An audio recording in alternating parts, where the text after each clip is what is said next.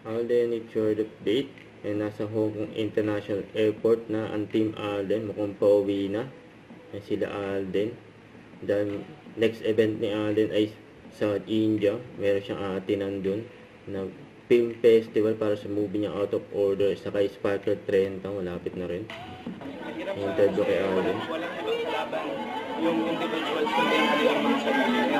And based on experience po, I've been there, so I know how it feels.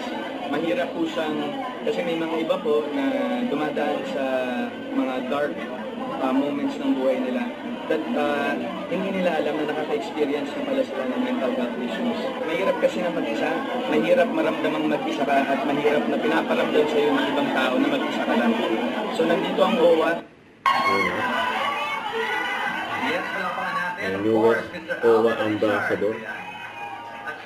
Pinoy OFW dyan sa Hong Kong. Ayan, namit nila siyempre si Alden.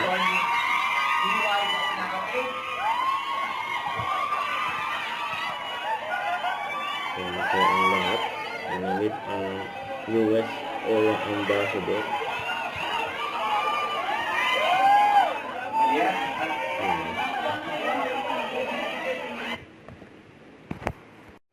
Don't forget to subscribe, click the notification bell for more updates. This is Richard Reaction Vlog. Stay tuned for more videos. See ya.